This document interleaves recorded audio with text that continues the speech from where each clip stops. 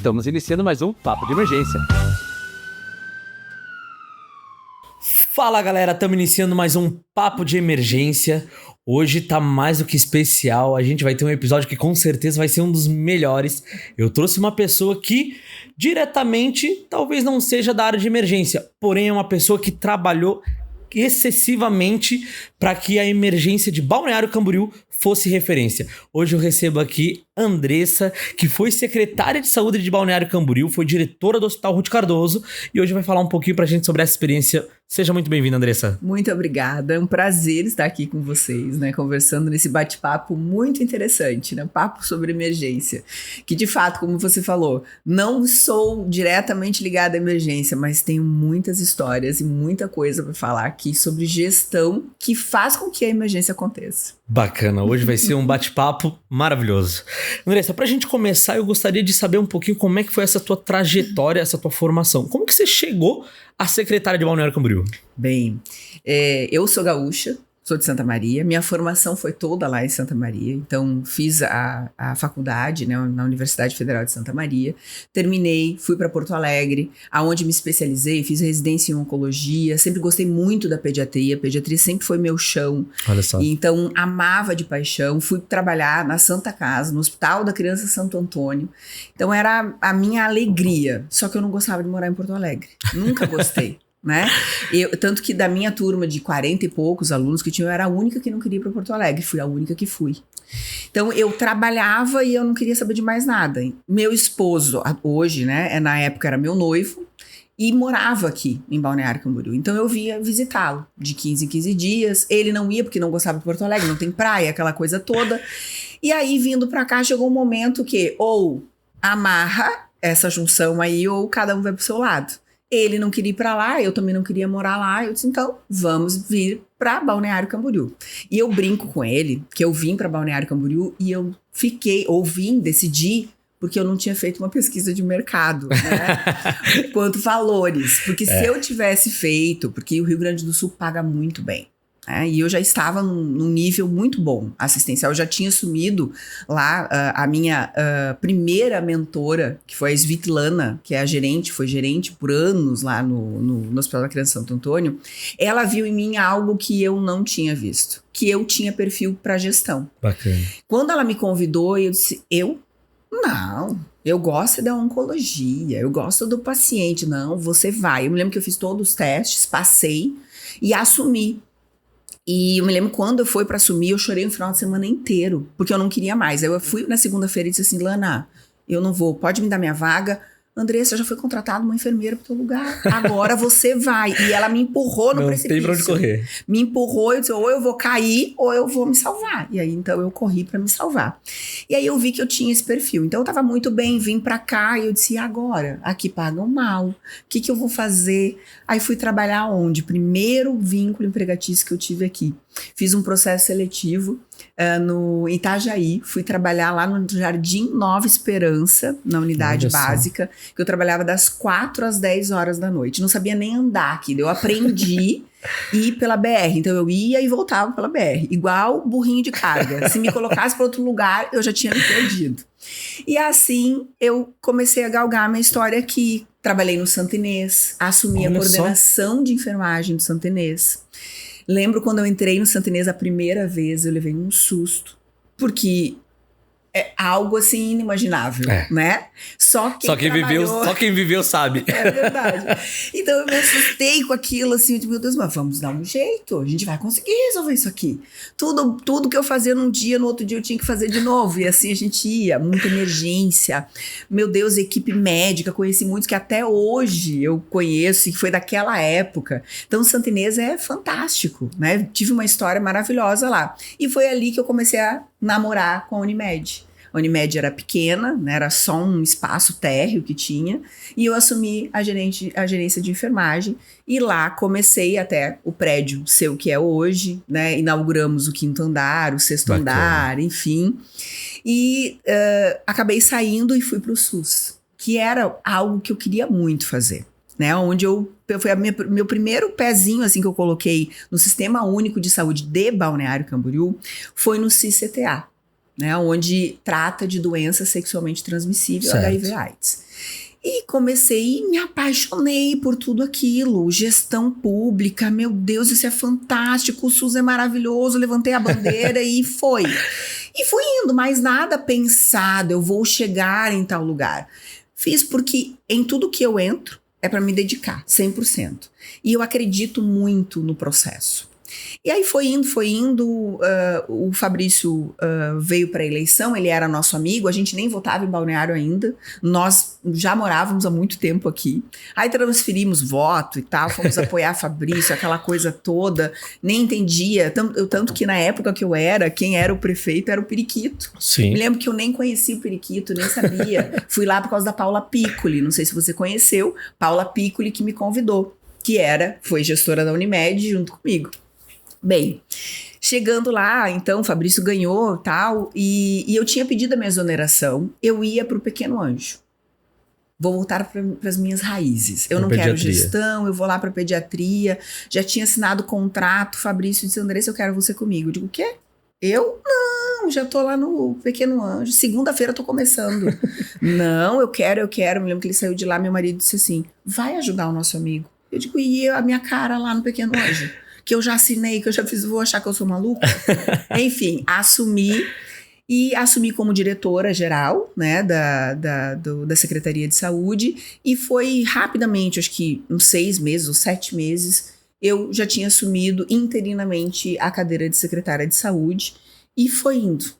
E quando eu vi, eu era secretária de saúde de Balneário Camboriú, Olha só. com muita honra, né, e fizemos muita coisa. E posso dizer que fez um excelente trabalho, porque eu Obrigada. participei dessa gestão, eu participei desse trabalho, a gente acompanhava de perto, e eu tenho certeza que foi uma das melhores gestões na área da saúde em Balneário Camboriú. Isso, Obrigada. falo de boca cheia. Eu fico muito lisonjeada, lógico, de ouvir, mas eu vou te dizer uma coisa, sabe por que foi assim? Porque foram a muitas mãos. Muitas mãos. Na saúde, independente da área, se é emergência, se é área intensiva, se é na pediatria, você precisa de equipe.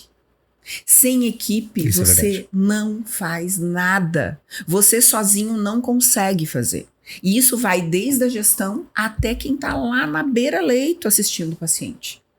Então, unir pessoas, unir conhecimentos, unir estratégias, faz com que o teu processo realmente ele seja efetivo. Porque hoje eu sou aluna do doutorado da UFSC, né? Estou como doutoranda da UFSC. E a minha tese eu quero comprovar a influência política nos processos políticos em saúde. A dificuldade do Sistema Único de Saúde hoje não é como ele foi feito. Ele foi escrito de uma forma esplêndida. É a influência política. Pessoas que não entendem de saúde e que acabam influenciando de uma maneira muito ruim e não permitem que os profissionais que sabem, que têm base, que sabem o que estão fazendo, consigam trabalhar. E aí desanda. E quem sofre é a população. Então, precisa criar, e com urgência isso, ferramentas diferentes que protejam a área da saúde e protejam os profissionais para que eles consigam executar suas funções. Até porque se a gente for ver o SUS, ele é algo maravilhoso. Se a gente for entrar a fundo e entender o que é o SUS, ele é algo maravilhoso. O problema é que as pessoas hoje têm uma visão ruim do SUS pelas pessoas que estão dentro do SUS trabalhando. Exato. E isso acaba sendo uma imagem ruim do projeto, mas eu acredito ainda que a gente consiga chegar num SUS que a gente sonha em passar para os outros. Eu também acredito. eu vou morrer com a minha bandeirinha do SUS. Vou morrer com ela. Eu defendo e falo para meus alunos, olha, se vocês forem pro SUS, sejam fantásticos. Façam o melhor, porque é possível fazer. E tem tudo para funcionar, tem tudo para ser excelente. Então, coisas que foram feitas. Motolância, que existe hoje. O projeto maravilhoso. Quando é que começou? Começou numa reunião, nunca vou me esquecer, quando o Fabiano sentou na minha frente e disse assim... Grande Fabiano. O que tu acha? Sim, Fabiano, não. O que tu acha da motolância? Eu digo, o quê? Motolância? Aonde? Como assim, Fabiano? Nunca tinha ouvido falar sobre isso. Motolância, como, meu Deus? Vai aonde as coisas? Como? Vai entender o quê? E aí ele foi me explicando, eu digo, caramba, que coisa maravilhosa. Vamos encabeçar isso. demorou para sair, até foi implementada depois, mas aconteceu. E olha que fantástico. E hoje é olha referência. o tempo resposta. Inclusive, a gente teve uma ocorrência há uma semana atrás, se eu não estou enganado, ao qual a motolança de Balneário Camboriú levou 3 minutos para chegar até o Monte Alegre, em Camboriú, para fazer um desengasgo de um bebê. Eu vi essa reportagem. Ali, inclusive, quem fez foi um colega nosso, o Wesley estava junto na ocorrência. Meu aluno. Seu aluno, olha só que bacana. E fizeram esse atendimento excelente, como tantos outros que a Motolância tem feito. Hoje é referência, todos os municípios querem para si a Motolância, né? Itajaí já está funcionando, Itapema já está funcionando, Camboriú está em fase de compra, né? Para também ter a Motolância. Então é um serviço que hoje ele não é mais um serviço de visão, ele é um serviço essencial. Além da ambulância, ele é um serviço essencial por tempo-resposta. E tem ajudado muito, tem feito vários atendimentos assim, é um projeto fantástico. E aí você pensa assim, meu Deus, mas da onde surgiu a necessidade? E é o que eu falo para os meus alunos. Pensem fora da caixa. Não se acostumem com aquilo. Aprendam a entender o processo, ou o problema, ou a falha que ainda existe. Qual a necessidade ali, né? E tentar pensar em algo para melhorar. E não fiquem estagnados pensando, mas eu vou pensar e não vai adiantar. Claro que vai! Claro que vai. Olha o que a Florence fez. E hoje a gente fala de Florence até hoje. Aplica coisas que foram desenhadas e projetadas por ela.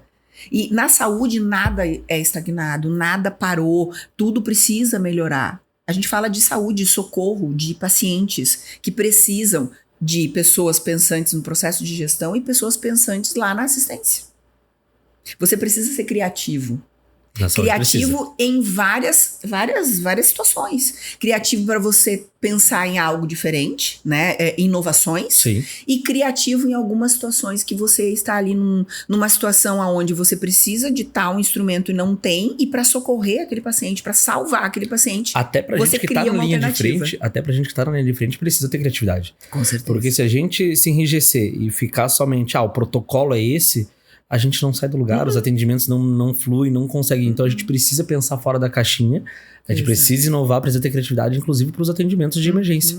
Então isso é muito bacana. Falando de gestão, qual foi... a gente conversou um pouquinho antes, você me falou que você esteve à frente da Secretaria de Saúde ali na época do Covid, né? Quando iniciou o Covid.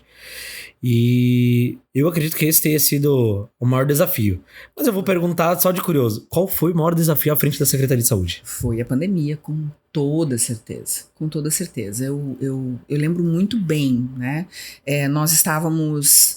porque era a época do carnaval, né? Falava-se do Covid, mas era uma coisa tão pequena e tão longe, né? Porque foi escondido, né? Até dar o boom... Foi. Então, eu lembro que falavam e eu pensava, meu Deus, será que isso vai chegar aqui? Não, mas acho que não. Será? Mas também a gente não tinha noção, né? Você não tinha noção daquilo.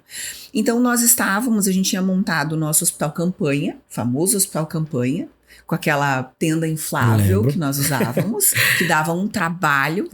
Meu Deus do céu. E só quem acompanhou sabe que a secretária ficava de noite lá, na montagem e no atendimento. Ficava.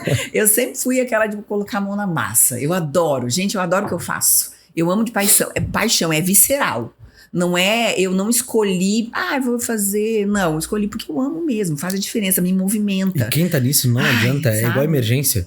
A gente respira isso. E não consegue sair. Não tem jeito, mordeu, acabou. Não tem jeito. É bem isso. E eu me lembro que eu tava lá no hospital campanha e vinha isso na minha cabeça, mas era o carnaval acontecendo, aquela coisa toda. Tinha a UPA das Nações que nós iríamos inaugurar, estávamos terminando também o espaço que seria colocado como o pronto-socorro do Ruth Cardoso, né? A nova área. Então nós estávamos envolvidos com esses dois processos.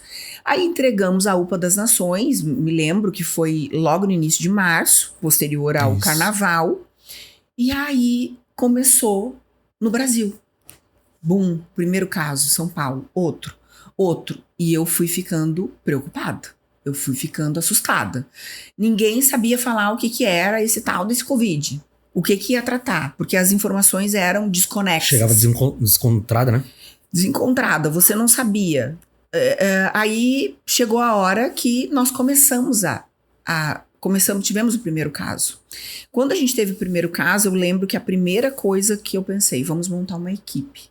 Uma equipe técnica para pensar. Então, nós chamamos a doutora Rosali, os intensivistas da época que estavam voltados no Ruth Cardoso para o atendimento, unimos equipe da Unimed, equipe do Hospital do Coração, pessoas de fora, todos os infectologistas que tinham aqui no município, a gente chamou tanto do privado quanto do público, e nós fizemos a nossa primeira reunião. Primeira reunião para saber o que a gente vai fazer. Primeiro o que é e o que nós vamos fazer. Eu lembro que aquela reunião era tudo assim, todo mundo sem saber. Ninguém sabia. E aí eu tenho até hoje, eu tenho todos os rabiscos. Todos os rabiscos, eu anotava, era flecha pra cá, isso aqui, desenhava, e aí a gente ia pensando. Dali, então, nessa primeira reunião, nós saímos com a nossa primeiro ato, chamar a equipe para conversar. E aí nós fizemos inúmeras reuniões no Marambaia, no Hotel Marambaia, aonde a gente começou a falar, esses dias eu tava mexendo no meu celular e vi as fotos, todo mundo sem máscara, tudo conversando junto, cheio de gente, eu, Rosali, a gente falando do vírus, o que a gente tinha de informação. E dali chegou um momento que eu disse, precisamos de um espaço, mas a gente não tem. E aí, eu não sei se tu recorda, a gente montou uma tenda na área do L ponto do Ruth Cardoso. Lembro. Os pacientes com suspeita atendiam lá. E eu disse assim, e de lá vai pra onde, gente? Aquilo não me sustentava, aquilo me dava agonia. Aí eu lembro que os prefeitos começaram a conversar. E aí os prefeitos queriam montar um espaço em Itajaí. Contratar uma empresa e montar o espaço em Itajaí. Eu lembro que eu fui numa reunião dessa e digo, caraca, isso aí é loucura. E eu me lembro que a empresa veio de São Paulo, queria milhões para montar. O valor hora médico absurdo. E eu disse, da onde são esses médicos? Da onde é isso? E eu me lembro que eu não tava participando da reunião, mas eu fui com o prefeito. Eu lembro que eu cheguei no ouvido dele e disse assim, ó, não assina isso. Isso é loucura. E ele me olhou, como quem diz, mas eu não concordo contigo. Claro que a gente tem que fazer alguma coisa. Eu disse, eu já te dei 2 opções. Ou a gente monta container, porque a gente tinha feito um projeto, já estava tudo engajado com o Marcomin, que era o gestor da época comigo. Sim. Ou a gente abre aquele espaço que está pronto, que vai ser o pronto-socorro. Aproveita, a gente só vai adaptar. E ele tá ligado ao hospital. E aí ele ficou, eu vi que ele estava todo, mas assim, ó, prontinho para assinar. E eu ficava cutucando. Não vai dar certo. Não vai dar certo. Eu não assino. Se tiver que assinar, eu não assino. E aí eu sei que saímos daquela reunião, entramos no carro e disse, mas o que é que tu tá pensando? Isso. Falei. E ele não entendia de saúde. Isso tu me deixa maluco. Eu não sei, tu me deixa maluco. Eu já te disse. É essa a opção, vamos lá comigo. Levei ele lá no pronto-socorro. Aqui a gente faz isso. A gente fecha aqui. Vai ser assim, vai ser assado. E a gente vai fazer o atendimento somente pro Covid. Nós vamos ser os primeiros. E nós vamos dar segurança para os pacientes. Toca. Chamei Marcomin, pelo amor de Deus, não sei como. Fabiano, não sei como. O Willing, que era o enfermeiro da UTI, que hoje está cursando medicina, se forma esse ano na Federal, em Floripa. E aí eu disse, gente, vamos pensar. Eu não sei como, vamos pensar. Me lembro que a gente sentou lá e eu olhava para aquelas portas, olhava para tudo. Vamos fazer assim. Vamos fazer isso, Marcomin, dá? Sim. E uma porta aqui dá? E vamos colocar plástico? E precisa disso, e precisa daquilo. E foi. E eu não saía mais de lá. E aí começou a chegar, me lembro, a gente fez a reunião, todos os médicos, fizemos uma contratação emergencial. Técnico, enfermeiro, fisioterapeuta, fono, médico. Veio médico de Porto Alegre, não sei da onde, tudo intensivista, que a gente queria colocar intensivista. E aí fizemos a primeira reunião, me lembro que eu me emocionei e disse, eu não sei o que a gente vai viver aqui, eu não sei o que nós vamos enfrentar, mas nós temos que nos unir, mãos dadas, todos nós temos conhecimento, a gente está enfrentando um desconhecido. E o dia a dia vai nos mostrar como nós vamos fazer. Não podemos nos desequilibrar e temos que conduzir. E eu me lembro que eu me preocupava muito com os funcionários. Intervalo, comida, como a troca de roupa, a paramentação, a desparamentação, porque a gente já sabia que era quando se desparamentava que se contaminava mais. Então a gente fez vídeo com a Infecto orientando. Foi incrível o espaço que a gente criou. Inclusive, eu fiz uma visita técnica ali na área onde fazia os testes dos Covid, né? E, gente, era algo assim, ó... Eu não vou dizer... Vou usar a palavra sinistro, mas era muito bacana. O vídeo, você entrava numa sala... Olha só, você entrava numa sala, tinha uma TV com um vídeo explicando como se paramentar, como se desparamentar. E era um negócio muito bacana, porque a paramentação em si, você via que era algo seguro, te passava segurança pra entrar. Eu fui 2 vezes lá fazer essa visita técnica e era algo muito bacana. Isso mesmo. Ali era uma coisa desconhecida, mas que, graças a Deus, conseguiram trabalhar muito bem em cima disso. Eu lembro que nós contratamos técnico em segurança. Então a gente tinha, porque só tinha era do RUT. Então a gente contratou mais 4. Sempre tinha o técnico acompanhando, auxiliando a paramentar, verificando a temperatura, verificando como é que o funcionário estava, se ele não estava se sentindo bem, se estava doente, o intervalo, como é que ia fazer para comer. Eu lembro, gente, isso é loucura. Eu lembro que tinha o local onde eles comiam. Olha a loucura, gente. Até hoje eu dou risada disso. Eu tava preocupada que eles não se contaminassem. Eu também tinha essa preocupação. A gente morria de medo, eu morria de medo de morrer. Eu não sabia como é que o meu corpo ia reagir. E aí tinha o local onde eles comiam. Então a gente organizou para irem sempre de 4 em 4 pessoas. Eu parafusei a cadeira no chão. Eu lembro. Porque eu não queria que ficasse juntinho. Olha a loucura. Bastava só tirar a máscara, tava todo mundo sem máscara comendo. Mas era a doideira da gente tentar proteger um ao outro. Verdade. Sabe? E eu lembro que foi muito difícil. Quantos funcionários, inclusive, né? Teve aquela época que foi fornecida a questão do hotel. Isto, né? Que a gente conseguiu. Quem quiser e se sentir inseguro de ir pra casa, tiver pessoas de risco em casa, pode ir pro hotel, ficar no hotel e depois voltar para trabalhar. Então, eu acompanhei aquilo. A gestão foi feita com qualidade. Isso eu posso dizer, porque eu estava vivendo aquilo, né? Até comentei antes de começar. Às vezes eu fiquei uma semana sem ir pra casa, porque a gente se sentia inseguro. Eu tinha um bebê de colo em casa, recém-nascido, então a gente não sabia como é que as crianças iam receber isso. Depois a gente ficou sabendo que as crianças, elas eram transmissoras, porém não tinham os sintomas. E eu tinha um bebê de colo em casa e eu muitas das vezes falava, né, não vou pra casa. Vou ficar aqui, vou jantar, vou tomar um banho aqui na clínica. Eu trabalhava na clínica social, né, junto com os moradores de rua. Que era do lado na Rua escola. Itália. Era ali na Rua Itália. Foi um momento de aprendizado, assim, pra mim, como técnico de enfermagem, foi um momento de muito aprendizado, com médicos, com enfermeiros ali, né? A vivência, quantas histórias. Meu Deus, a gente sentou com os moradores de rua muitas das vezes pra conversar. Quantas histórias de pessoas assim, de advogados, de pessoas com formação, sabe? E daí você perguntava, mas o que aconteceu? Não, briguei em casa, saí de casa. Eu quis viver minha vida. E eu não quero mais voltar. Não quero mais voltar. Eu não quero mais ir pra nem... Eles falam muito isso. Por isso eu sempre... A gente já fugindo um pouquinho da história, mas a questão dos moradores de rua, né? Tem que tirar da rua. E tem que ir pra casa. Ou tem que retomar a sua vida. Mas tem muita coisa por trás daquela pessoa. Eu conheço um morador de rua... são vários, mas esse em específico, inclusive eu ajudo, ele tem um cãozinho também, e que é a paixão da vida dele. Ele se desiludiu, ele é de São Paulo, ele se desiludiu com a vida e ele quer viver aquilo ali. Ele quer estar ele e o cão dele, lê a Bíblia, mexe no celular, cata a latinha. Ele não vai pro abrigo porque ir pro abrigo ele não pode levar o cachorro. Então ele opta por ficar, passar frio, chuva, por causa dele, porque ele é o amigo e o companheiro dele. Então, tem muito por trás. Tem muita coisa. A gente não pode generalizar toda uma classe de moradores de rua e dizer que todos são drogados, que todos são criminosos. Como você falou, eu tinha um amigo. Ao qual a gente frequentava a mesma igreja, ele era baterista. E até ele faleceu há um tempo atrás. E ele tocava bateria, era um cara assim, um irmão. Inclusive, meu pai, na época, abriu a porta de casa pra ele. A gente ficou meio assim, tipo, como assim, né? A gente não conhece muito bem e tal. Mas meu pai abriu a porta de casa pra ele e recebeu como um filho. Eu comecei a ter uma vivência com ele como irmão. E era um cara fora de série. E um dia eu tava na clínica social, até como você falou, mudando um pouquinho.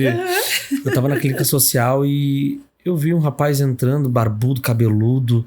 E eu lembro que quando ele entrou, eu tava jaleco branco. Quando ele entrou, ele ergueu-se a cabeça, ele me olhou. E eu vi que o semblante dele ficou envergonhado. E ele baixou a cabeça e saiu. Meio tentava se esquivar. E teve um certo momento que eu cheguei do lado dele. É você? Eu não vou falar o nome dele, mas é você? Daí ele... Oi, Jorge, sou eu. Daí eu, cara, o que aconteceu?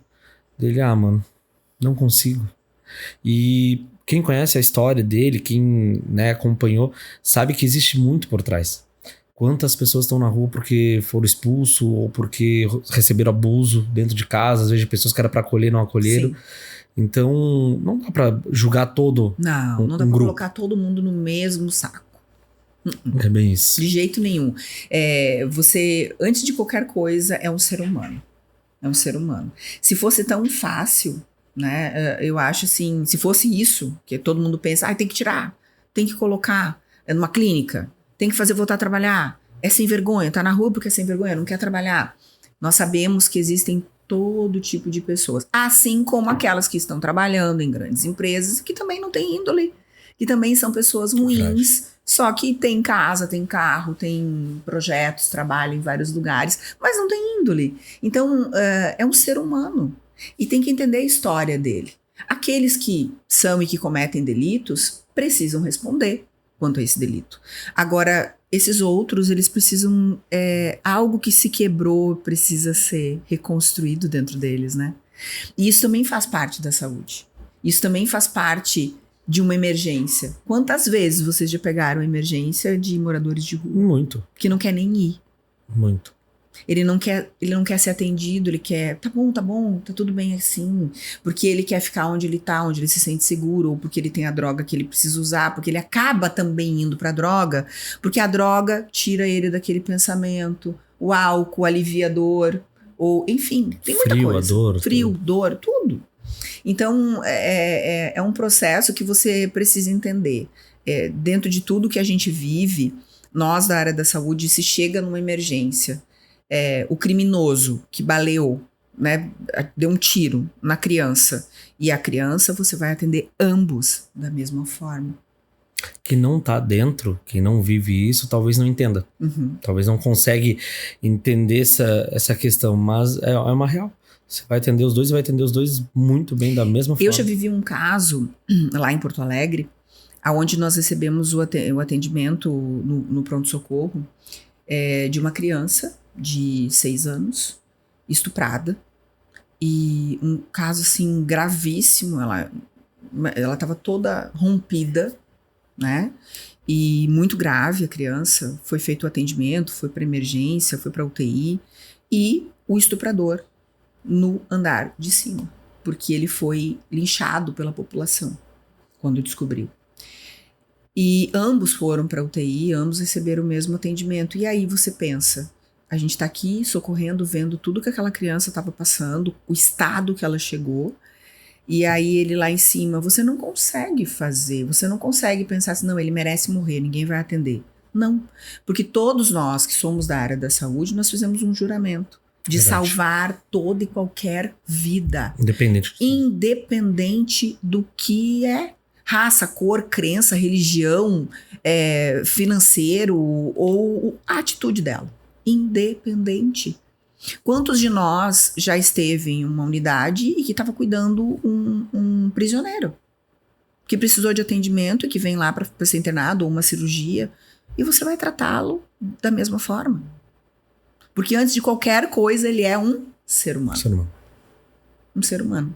Então, voltando para a Covid, sim, foi a pior. Foi a pior, mas vou te dizer, eu tenho um orgulho dessa fase, me deixou louca. Acho que todo mundo. Eu acho que todo mundo mesmo. Mas eu tenho um orgulho tão grande do que a gente fez, porque todo mundo se engajou. Todo mundo se engajou. Todo mundo se abraçou e foi junto, viveu isso junto. Todo mundo. Né? E você olhava, tava no rosto assim da gente, que a gente tava preocupado, cansado, com medo, mas a gente tava lá. né? A gente não quase não saía do Ruth. E a gente conseguiu fazer algo tão incrível que nós separamos o Ruth Cardoso. Nós conseguimos separar. A gente tinha a área limpa e nós tínhamos a área Covid. Então, tinha quem estava cuidando do Rutão, né? E que estava mantendo o atendimento, mantendo tudo que tinha para acontecer. E quem estava lá. Porque o Covid veio, mas as outras doenças continuaram. Não parou, precisava... vamos dar uma pausa aqui para ver o... Precisava continuar atendendo. E precisava pensar naqueles pacientes que não queriam sair de casa porque estavam com medo.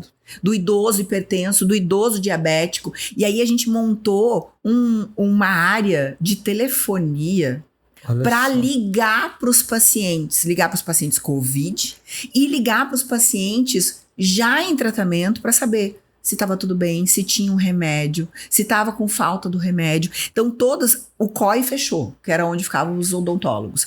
Os odontólogos todos foram no telefone.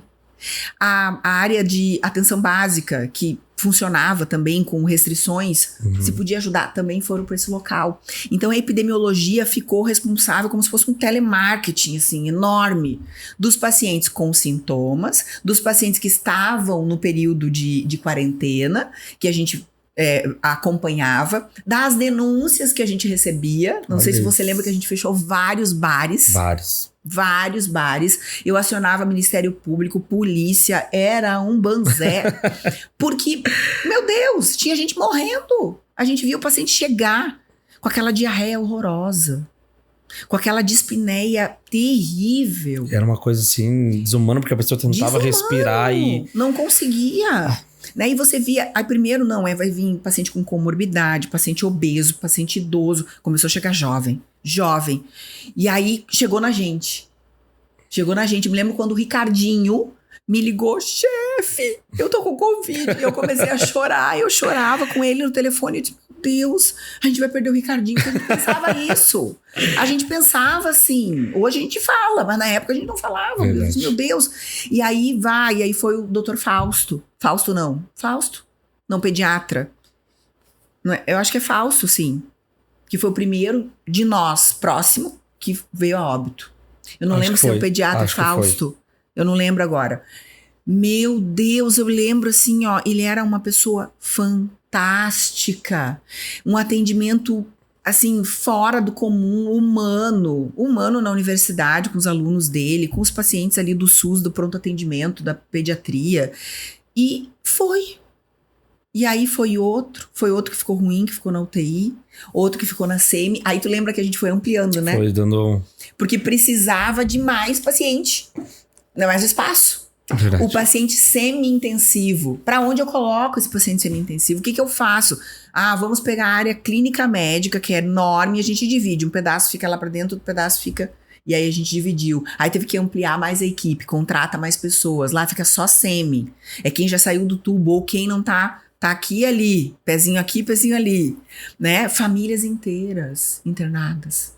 Eu tenho vídeos, eu tenho fotos, porque aí a gente começou a pensar no paciente. Esse paciente tá aqui passando aniversário, esse paciente tá aqui, a família tá lá fora, consegui 3 tablets, que a gente fazia a ligação pro paciente, pro familiar. O familiar via o paciente, conversava com o médico. Gente, aí a gente criou, lembra a tenda lá que saía no fundo do pronto-socorro, que saía, o paciente podia ir até lá quando ele estava de cadeira de roda ou já com a tráqueo, pra família ver, era com plástico, assim, ó. Eu quase matei o Marcominho e o Alessandro, porque eu inventava os negócios e dizia, pelo amor de Deus, Andressa, como é que a gente vai criar isso? Eu digo, não sei, a gente precisa. Vamos pensar. E aí a gente fazia. E escrevemos várias orientações e isso, e mandava pra todo mundo, e toda hora eu inventava uma coisa. Mas não era porque eu queria inventar, porque, não, é porque era necessário. Ser humano, né? E era ser humano. Então a gente pensava, eu me lembro que teve uma família que foi a mãe, o casal, né? Filho e filha. Os 4 internaram. A mãe foi a primeira que saiu. O irmão saiu, ficou o pai e a filha. A filha com deficiência, uma leve deficiência mental. O pai afundou 2, 3 vezes. Eu me lembro que o intensivista disse assim, olha, fulano, eu te busquei, acho que umas 3 vezes lá, que eu achei que eu não ia conseguir reverter. E ele já tava com a tráqueo. Ele não conseguia falar. E aí ele disse que ele queria tomar uma cerveja. Você é pra já? Vamos providenciar essa cerveja. Vamos, claro. Ó, tá na sondinha ali, ó. Cerveja, gente. E se ele morre? O último E se pedido Deus do homem. leva ele? Vamos fazer isso. E ela desenvolveu trombose, várias questões. Ela gostava muito de música. Eu levei vários cantores aqui da nossa região, que agora não consigo lembrar o nome deles, paramentava eles tudo, eu botava, eu enchia eles de coisa com medo que eles tivessem alguma coisa, e esparadrapo, eles pareciam um alien. E entravam com violão, cantavam pro paciente. Aí quando o paciente ia até alta, balão, confusão, carta, levei uma que queria se arrumar toda, queria se maquiar, levei uma menina que foi lá, fez escova, maquiou. E eu digo, agora essas tuas coisas não saem daqui, porque estão tudo contaminado. E assim a gente ia. Eu não sei se você lembra que o projeto, o trabalho que foi desenvolvido, porque foi o trabalho da saúde e da inclusão social. Sim, eu era lotado na inclusão, Exato. inclusive. Foi um trabalho enorme, porque nós cuidávamos do paciente, aí quando a gente tinha paciente morador de rua, para onde ele vai? Ou o paciente que era morador de rua, que ele tinha o Covid, mas o Covid com sintomas leves, ele precisava ser cuidado. Ele ia para assistência social. Aonde começou lá na Rua México e depois naquela escola bem diagonal ao Ruth. Antônio Lúcio. Isso. Que transformamos ali, que quem cuidava ali era o enfermeiro Michel. Que hoje... Ah, não, na diagonal do diagonal Ruth, do Ruth. é o Kaique. Kaique. É o Kaique. Que quem cuidava era o enfermeiro Michel, que hoje é médico, que ele se formou no Paraguai. Olha só. Cursou medicina e tá atuando aqui pertinho, na atenção básica, como médico. E aí, tudo isso foi muito grande. A gente não tinha noção que isso era grande. A gente tinha noção que estava dando certo.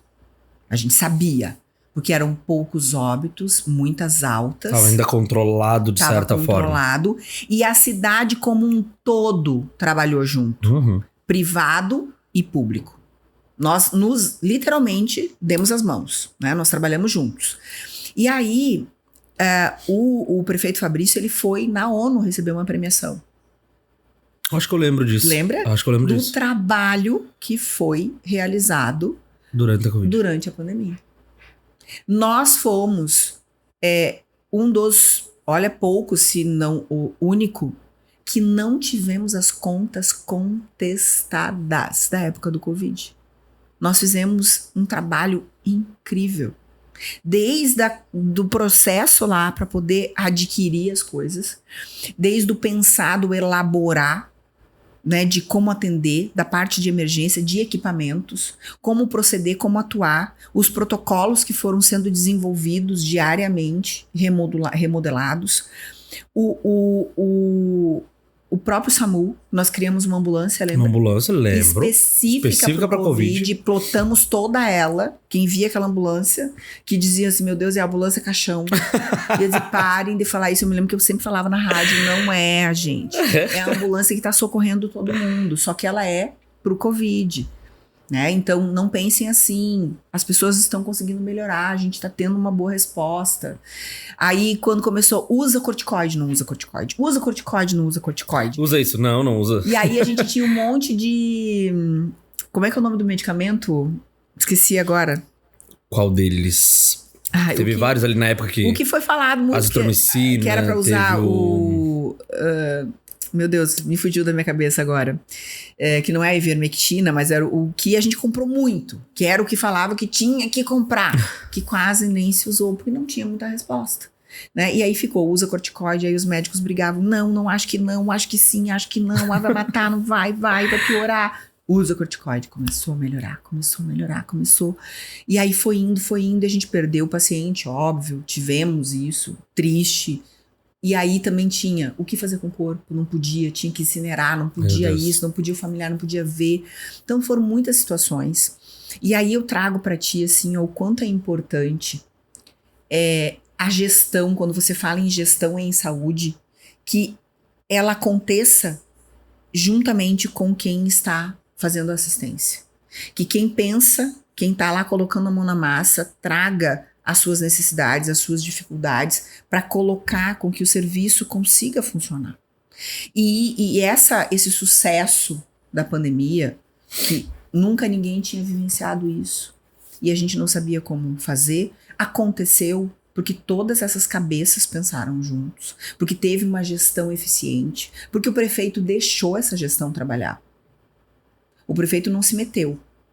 Ele nos deixou trabalhar. E aí a gente tinha os boletins diários, boletim de manhã, boletim à tarde, boletim no final do dia. Essas E todo mundo ficava ligações, acompanhando pra ver se estava o risco mundo. crescendo, o risco baixando. E eu lembro disso. Exato. E aí os equipamentos. Claro que a gente passou, assim, dificuldades, como todo mundo. De momentos que a gente tinha que...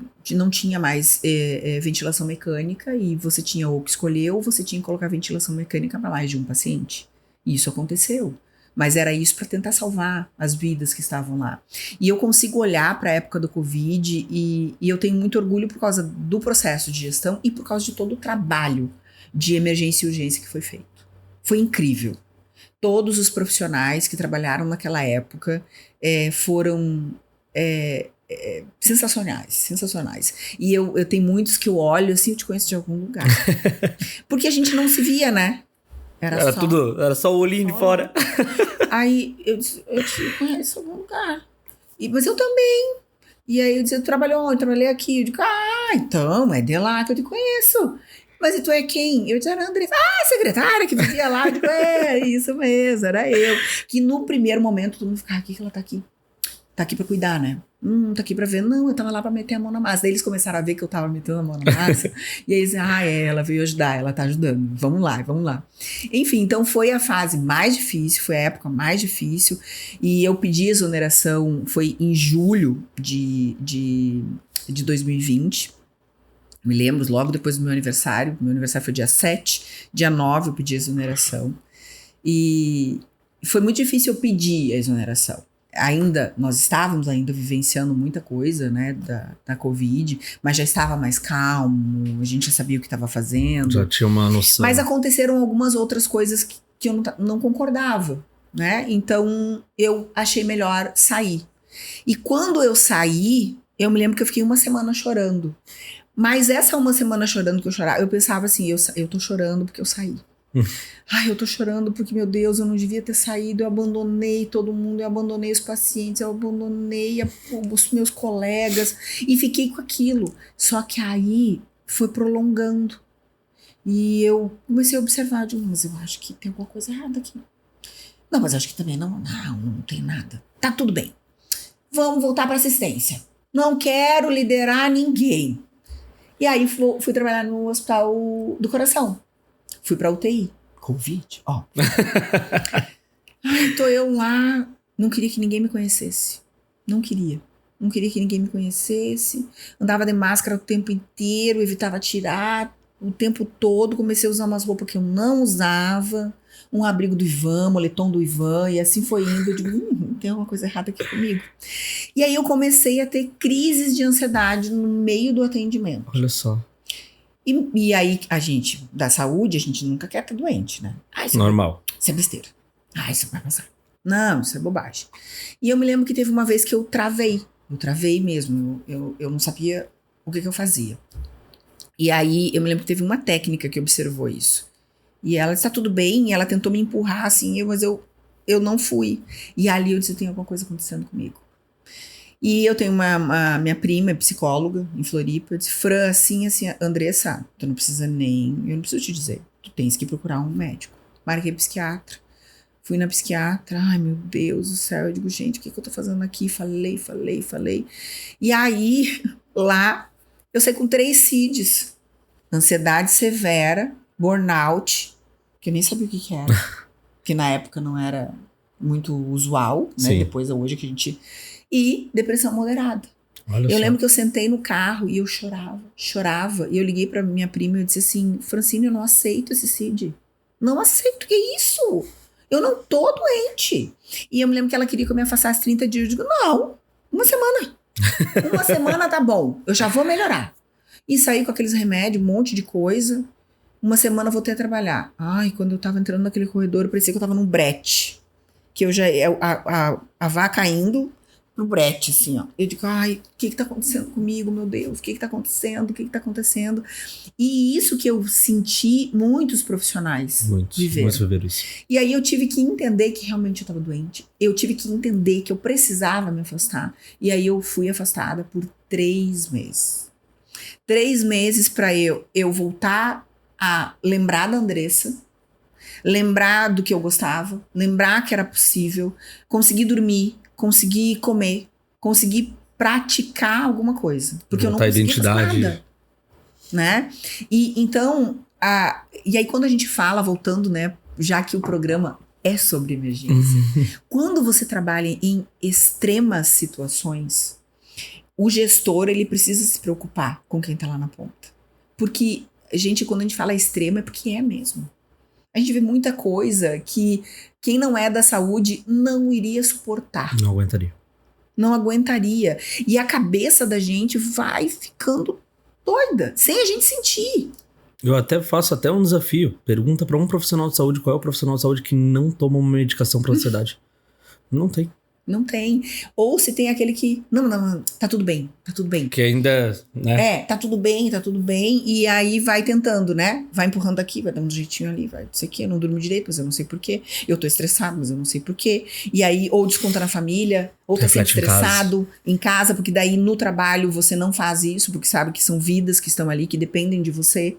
Né? Então, é um trabalho muito estressante, é um trabalho onde você precisa pensar, onde você estuda, você tem que estudar, você tem que se dedicar, porque são vidas, não é um papel. Não deu certo, peraí, deixa eu amassar aqui e fazer de novo. Não dá. E você tem que ser rápido. Esses dias um aluno meu da fisioterapia, agora no início, eu apresento para eles como é que é a avaliação, né? Tem a avaliação teórica e tem a avaliação prática. E aí, na prática, são estações que eu coloco lá as peças anatômicas e eles precisam identificar. Em cada estação, eles vão ficar no máximo 1 minuto e 30. E ele falou, professora, mas 1 minuto e 30 é pouco. E aí eu disse assim, mas você não vai ter 1 minuto e 30 para salvar uma vida. Vai ter momentos que você vai ter segundos para salvar. E você vai ter que pensar. Então, a emergência é isso. E a gestão, ela precisa, e os grandes hospitais, graças a Deus, já entenderam isso, eles olham para o profissional. Mas precisa olhar mais. Precisa. Aí a gente entra nas questões políticas da profissão, né? A gente precisa ainda ganhar mais valorização. Não falo só financeira. Falo também em jornada de trabalho. Coisa que outras categorias já conquistaram.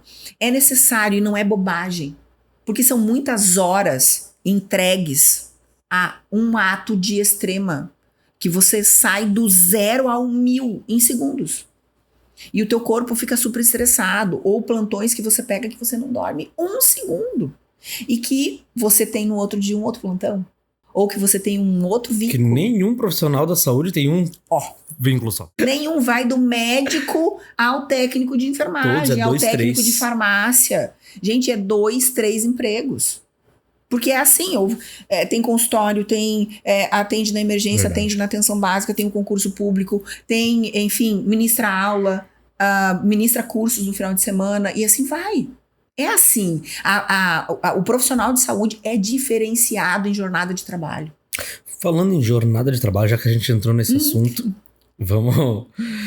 Eu gostaria de saber a sua opinião em questão a privatização para o Estado do Hospital Ruth Cardoso.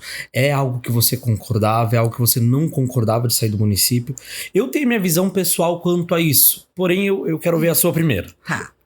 Bom... Quando eu estava como secretária de saúde, todo mundo sabe que o Ruth Cardoso, né, ele foi desenhado para um projeto, né, para um projeto.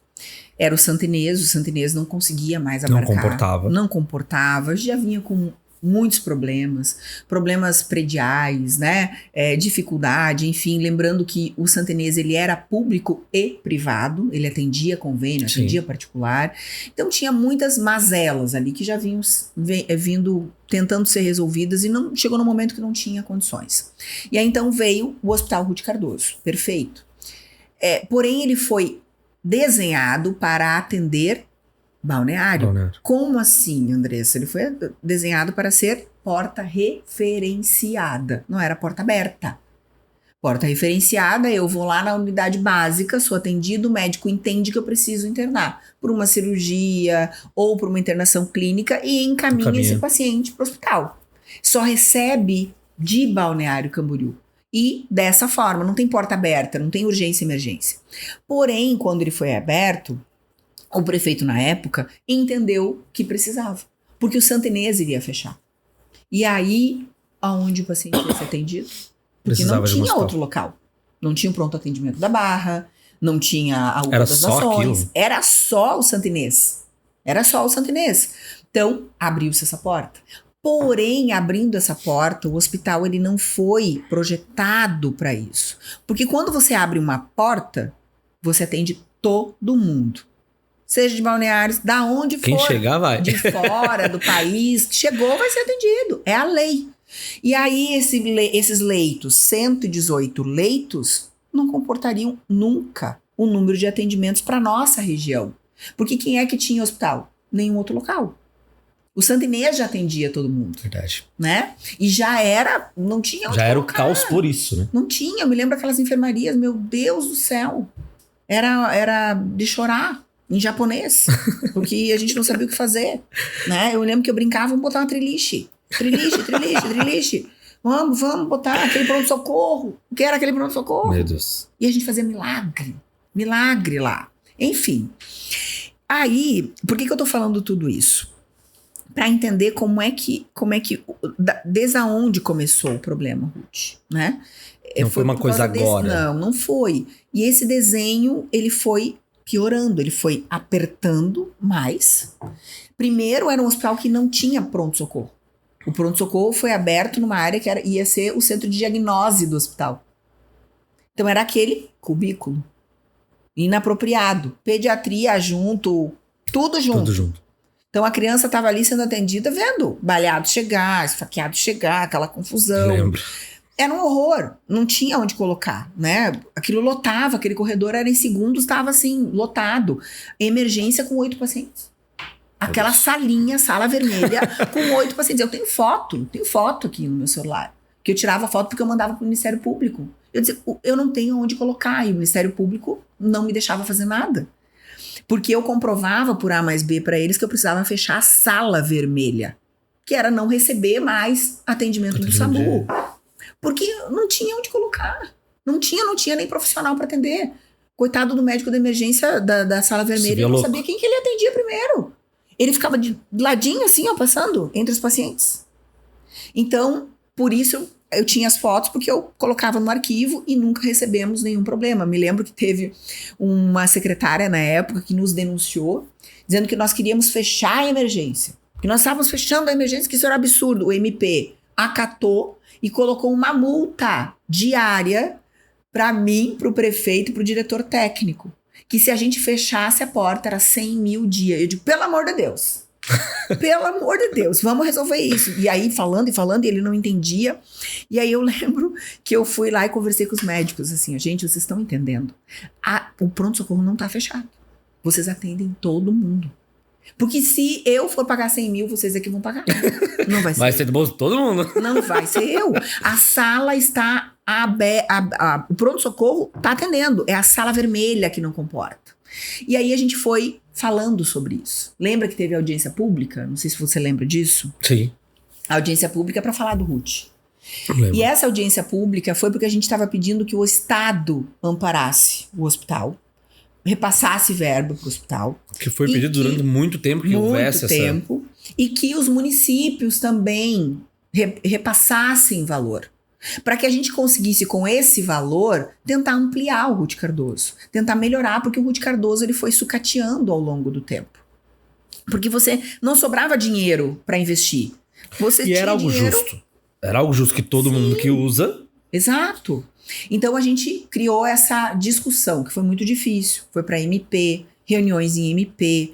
Essa reunião, essa audiência pública que nós tivemos, eu me lembro que eu fiquei 3 horas em pé, numa sabatina, com os vereadores, com prefeito da época que foi da região, lotou a Câmara de Vereadores para falar sobre isso.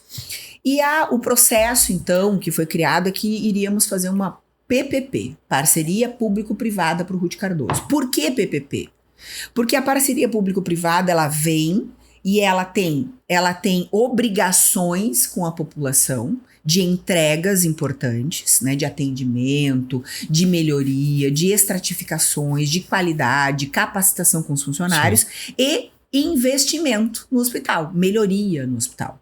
Nós fomos até Salvador por 3 vezes visitar o Hospital do Subúrbio, lá em Salvador, que é uma parceria público-privada, que na época eram 2 só, e lá era o case de sucesso. Eu me lembro que quando eu fui visitar aquele hospital, eu digo, gente, eu tô no hospital privado, eu não estou no SUS. Eu fiquei encantada com aquilo, e esse era o processo que nós iríamos fazer. Aí veio a pandemia, tudo travou e tal, aí eu saí, o processo não continuou, e vieram outras pessoas, outras cabeças, enfim, gestão é isso. E aí foi para uma organização social que não deu, foi feito o processo, mas teve algumas questões ali jurídicas, né? E não andou.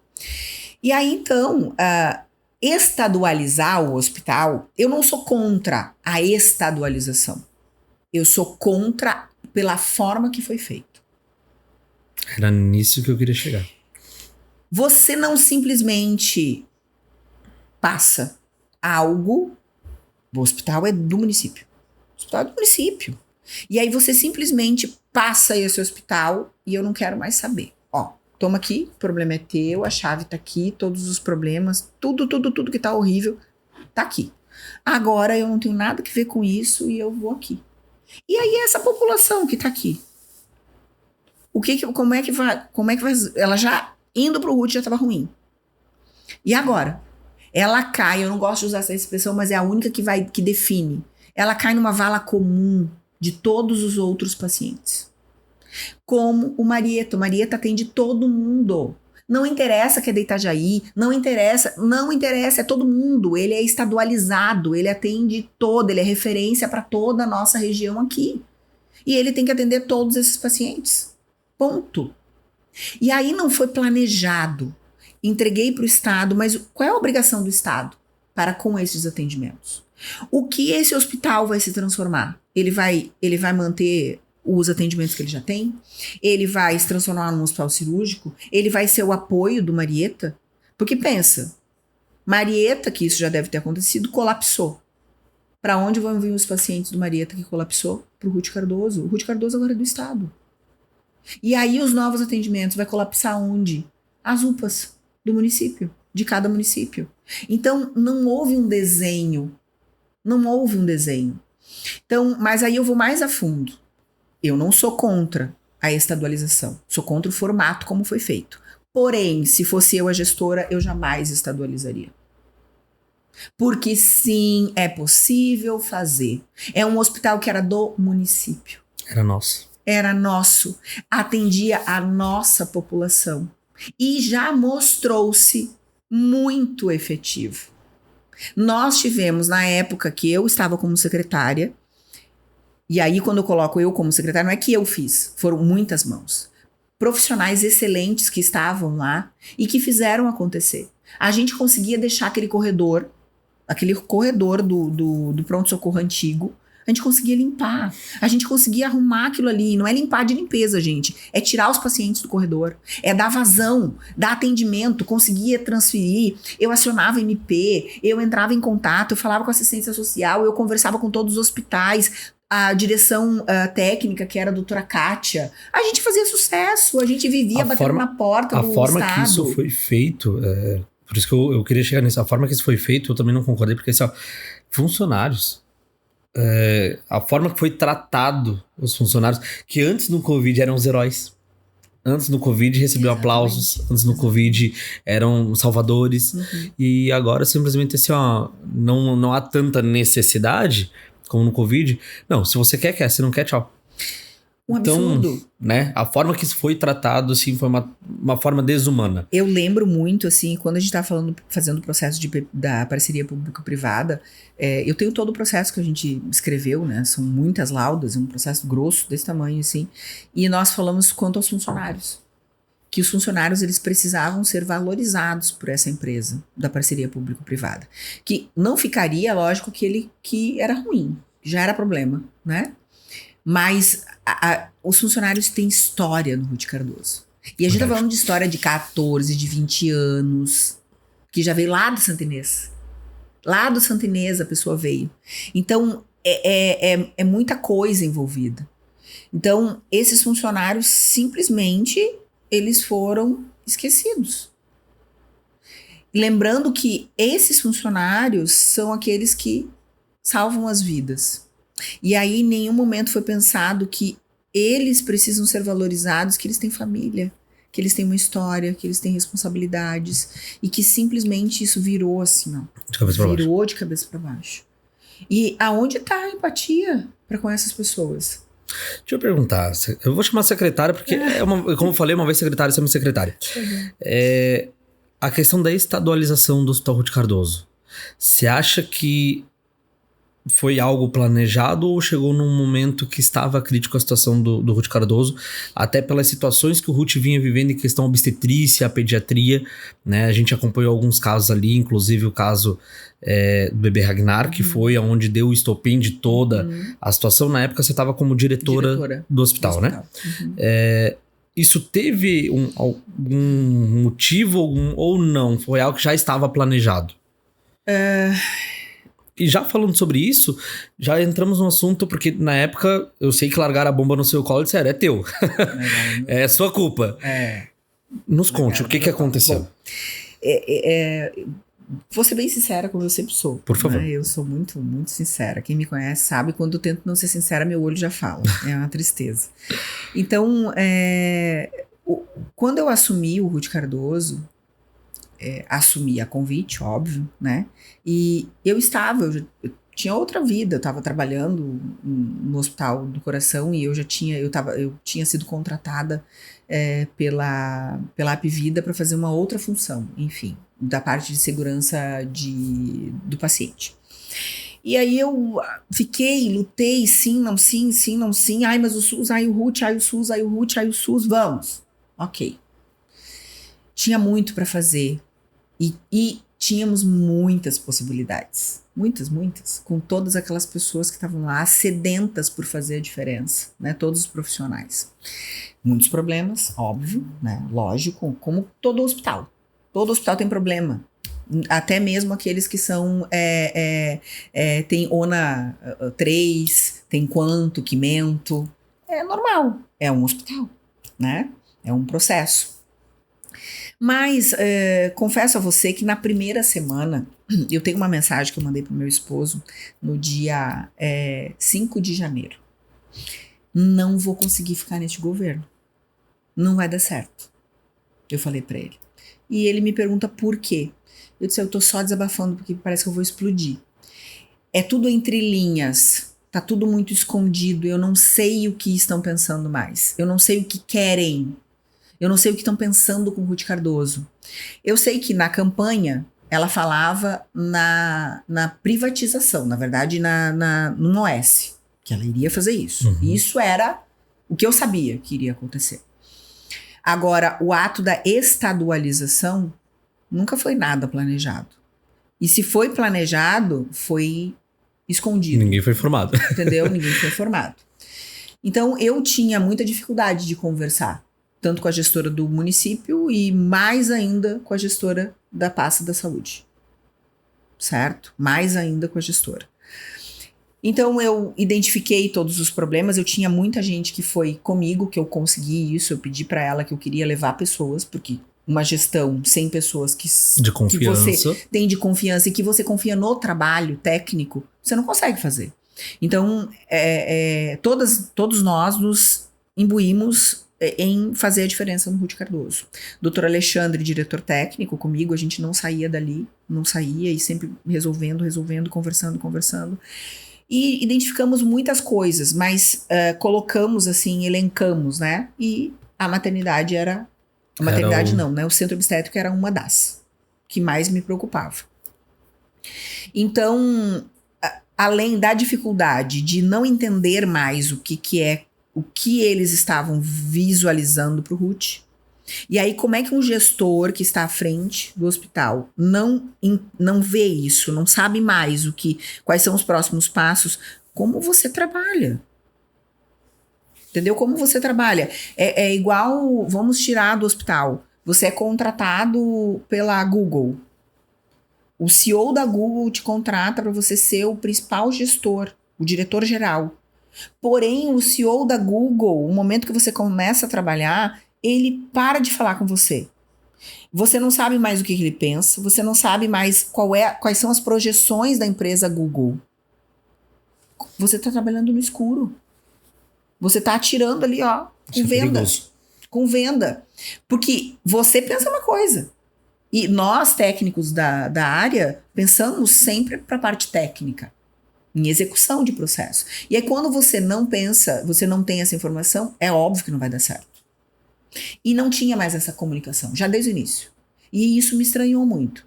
Eu estranhei isso. Mas, como eu sou assim, quando eu digo que eu vou, agora eu vou, até o fim, nem que eu sangre, eu fui indo. E achando que a gente conseguiria. Esse pouco tempo a gente conseguiu fazer muita coisa, sabe? Com muita dificuldade, mas conseguimos fazer. Os 10 leitos novos que foram abertos no Ruth Cardoso, foi aqui, ó, com muito sofrimento. Pedindo, inclusive, material para empresas, porque eu não conseguia nem a compra. Aí não conseguia a compra por quê? Porque não tinha dinheiro? Não, porque o processo era travado. Então, por que eu tô falando isso? É só para vocês entenderem o quão isso foi cabuloso. No dia 8 de janeiro, eu queria muito falar com o executivo, não conseguia, acabei falando com o secretário. E eu expus tudo o que estava acontecendo. Perseguição, dificuldade, travamento, situações do Ruth que me preocupavam, pá. E o que poderia ser feito? Ah, dona Andressa, vamos fazer alguma coisa? Dona Andressa, paciência, a gente vai resolver. Nada aconteceu. No dia 18, eu pedi uma reunião de urgência com o secretário de compra e o secretário de saúde e, junto comigo, estava o diretor técnico, aonde eu apresentei dados. Tudo isso documentado. Dados do centro obstétrico, que me preocupavam.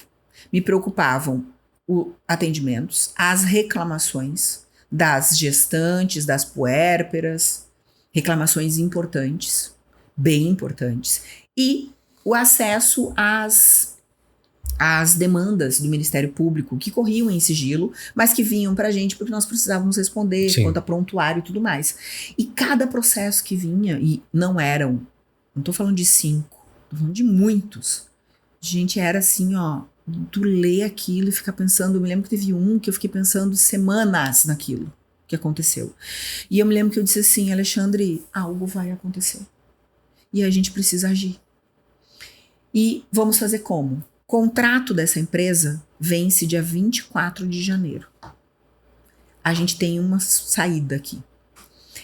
A gente pode fazer um emergencial, porque eu tenho justificativa técnica suficiente para isto. Então, a gente faz essa justificativa, cancelamos e fazemos um emergencial. Concorda comigo? Concordo mais do que nunca. Vamos fazer. Começamos, escrevemos. Pedi essa reunião, apresentei isso para os 2 secretários. E já apresentei a saída, tá aqui. Fazemos um emergencial, corremos esse emergencial rapidamente, a gente tem justificativa, temos justificativa para o Tribunal de Contas, para o Ministério Público, e vamos nos salvaguardar de algo que vai acontecer. Ah, ok, vamos fazer. Tocamos naquele mesmo dia, a gente já publicou o processo, que já estava pronto. Publicamos o processo, correu, teve as empresas interessadas, acho que foram 7 empresas interessadas.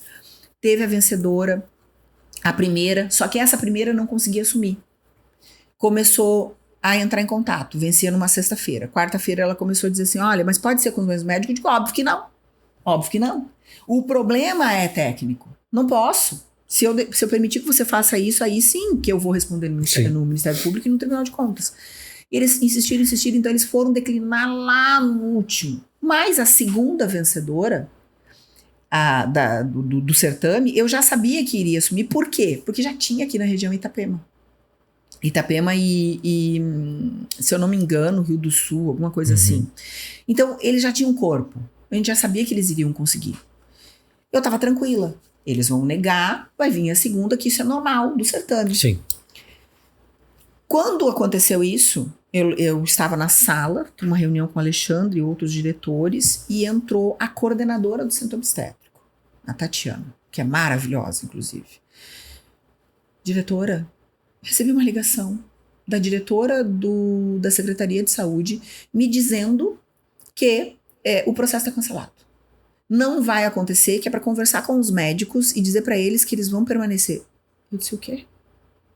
Nesta hora, me deu uma... Eu tive assim, ó, uma coisa tão ruim, eu tremia, meus músculos inteiros tremiam. O Alexandre ficou branco, ele não tinha ação. E eu só dizia, o quê? O quê? E eu olhei meu celular. Alguém me ligou? Não, ninguém me ligou. Alguém me mandou mensagem? Não, ninguém me mandou mensagem. Nisso entra a diretora administrativa do hospital, financeira, e fala a mesma coisa. Recebi uma ligação agora do secretário de compras dizendo que o processo está cancelado, que não vai acontecer, que a empresa vai continuar. Eu digo, o quê? Mas o que está acontecendo aqui? E pra quê? O que eu tô fazendo aqui? O que eu estou fazendo? Todo mundo tá sabendo, menos eu. O que eu tô fazendo aqui? Porque eu sou a diretora. Então, como que ninguém fala comigo? E eu me lembro que eu comecei a tentar falar com a secretária. Não me atendia, mandei mensagem, letras garrafais, preciso, com urgência. Tá acontecendo uma coisa muito séria. Ninguém me atendia, ninguém respondia. Vinha uma mensagem automática dizendo que ela tava num curso, alguma coisa assim. Eu liguei pro secretário do gabinete e falei assim, mas falei sem dó nem piedade, que era um absurdo o que estava acontecendo. O que estava acontecendo? Resumo, não adiantou em nada, me disseram que iam tentar resolver, não adiantou nada, e a empresa continuou. Lá fui eu e o Dr. Alexandre conversar com a empresa, que já era ruim, e que aí, com a volta, ficou pior ainda.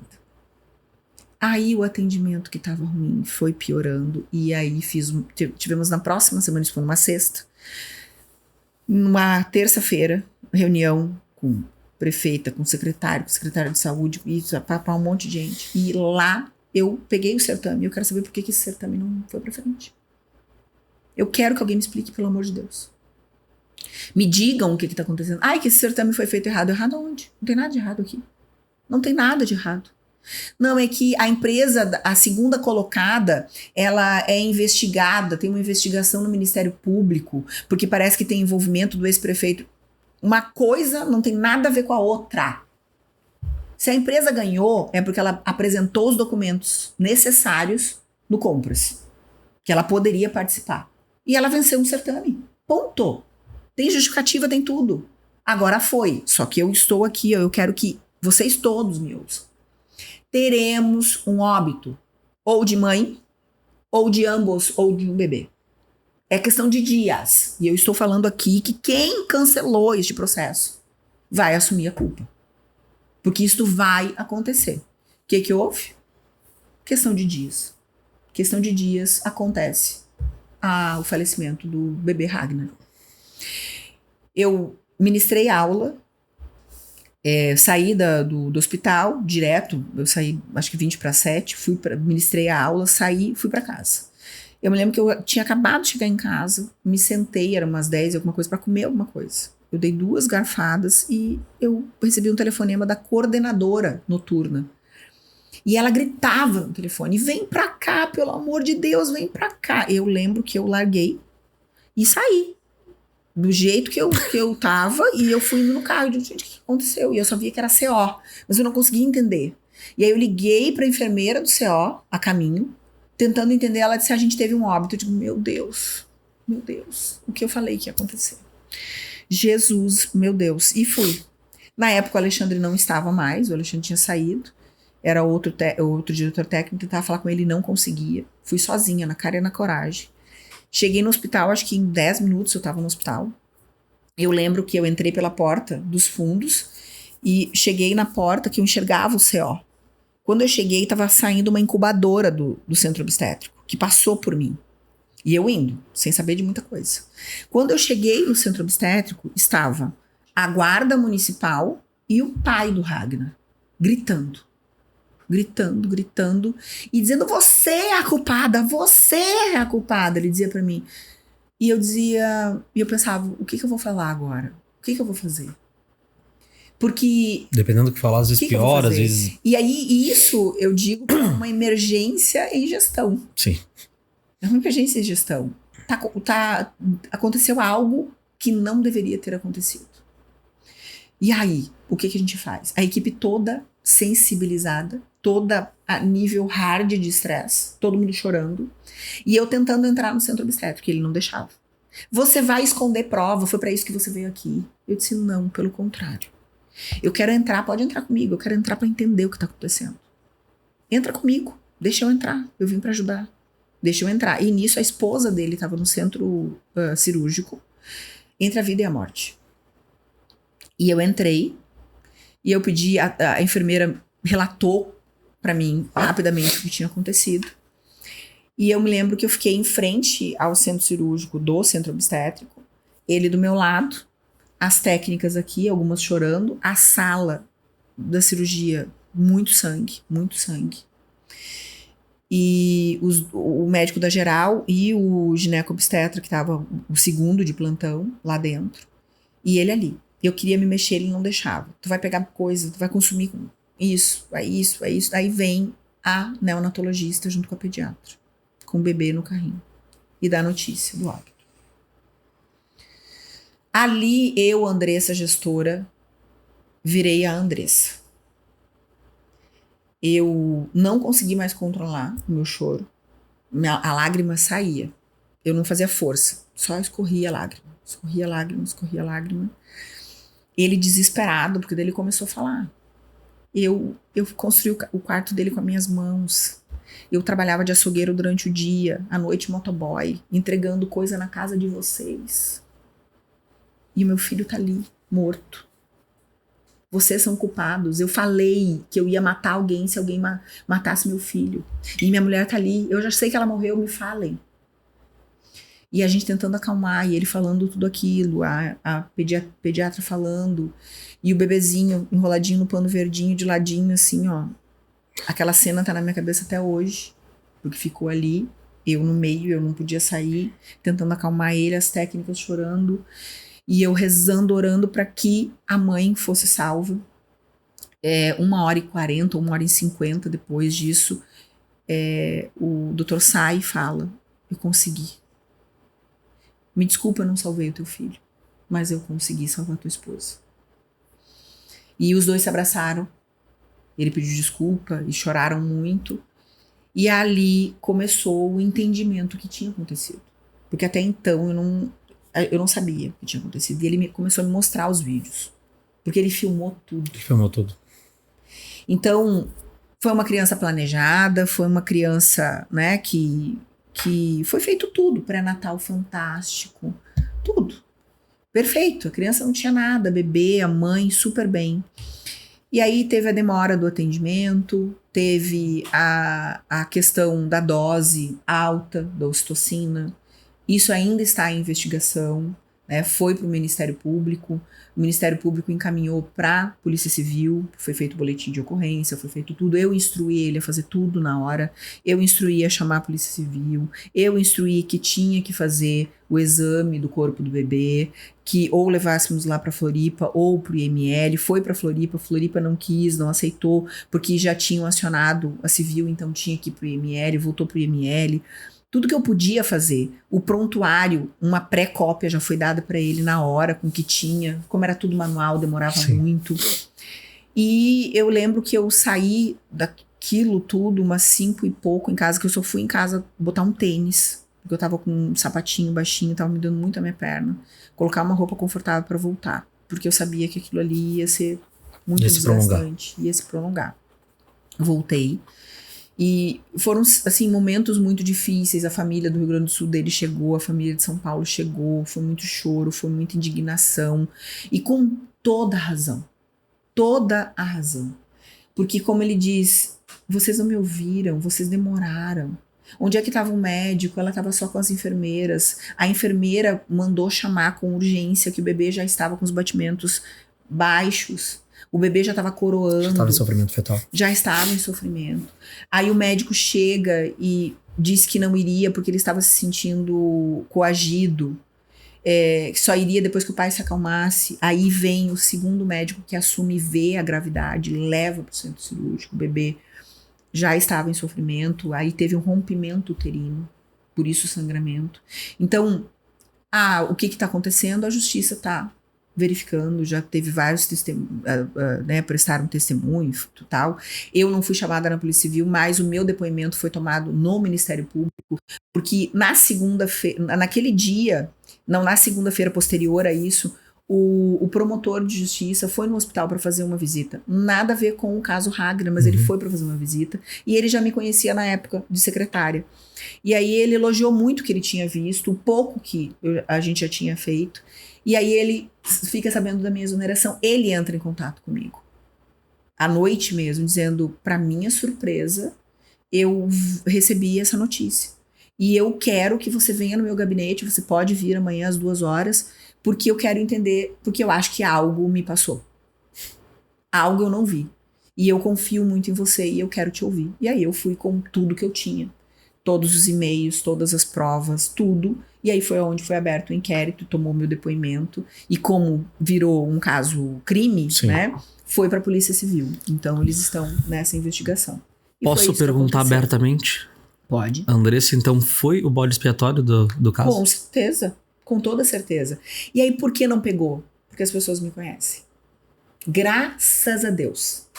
Se eu fosse uma pessoa desconhecida, que talvez assumiu o cargo, tinham acabado comigo. Mas como não, as pessoas sabem quem sou eu, sabem da minha índole, do meu trabalho, porque eu sempre cuidei muito disso, não pegou. A minha palavra tem muita força, a minha fala tem muita força. Mas a ideia foi essa. Vamos culpá-la e aí o nosso tá tudo certo. E não foi assim, não foi o que aconteceu. Tanto foi todos os óbitos outros restantes que aconteceram logo após. Né? E assim, eu sou uma gestora pública, privada. Eu não faço nada de boca. Tudo sempre tá registrado. escrito. Tudo tá escrito. Andressa, que bate-papo. Acredito que a gente precisaria ter mais um episódio para poder falar de tudo que a gente tem para falar. É muita coisa, é muita informação. Olha, eu posso dizer que foi um dos meus melhores episódios. Meu Deus, obrigada. Eu te agradeço de coração por ter aceitado o convite, né? Até para esclarecer algumas coisas, porque quem tá de fora às vezes não vê, não sabe como é que funciona o processo, não sabe como é que funcionam as coisas, e esclarecer isso à população, eu acho que é um negócio muito bacana, as pessoas verem como é que funciona, né?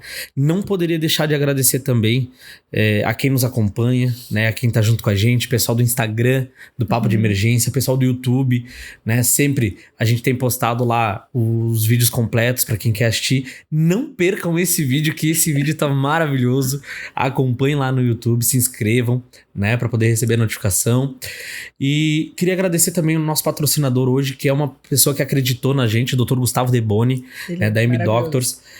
Hoje são nossos patrocinadores oficial do Papo de Emergência. Ele veio aqui, foi entrevistado, e na entrevista ele ainda disse assim, não, vamos patrocinar porque isso vai longe. Ele acreditou no nosso projeto da mesma forma que a gente também acredita no projeto da M Doctors, né? Então, doutor Gustavo, brigadão por ter acreditado no projeto e muito obrigado por ter aceito o convite. Deixo as portas abertas, vamos marcar mais uma, porque obviamente a gente não conseguiu falar sobre tudo, é muito pouco tempo pra gente falar sobre tudo. Vou fazer um outro convite de novo, gostaria que você voltasse, retornasse pra gente falar um pouquinho mais. E falar sobre gestão é também falar sobre emergência, né? Estar à frente de uma gestão pública, com certeza tem suas emergências, talvez um pouquinho diferente do que eu estou acostumado, porém também tem as suas emergências. Andressa, brigadão, viu? Muito obrigada, eu que agradeço, foi muito legal estar aqui. Confesso assim que eu me senti como se eu estivesse em casa, tendo um papo muito interessante e falar sobre saúde, falar sobre gestão, é muito bom. Eu acredito muito no que eu faço e acredito muito nas pessoas que estão fazendo esse trabalho, sabe? Quem tá na área da saúde é por vocação, é por dom, é por paixão. Verdade. né? É algo que nos movimenta, é visceral, não é assim, eu vou lá porque eu vou ganhar milhões. Não é visceral, gente.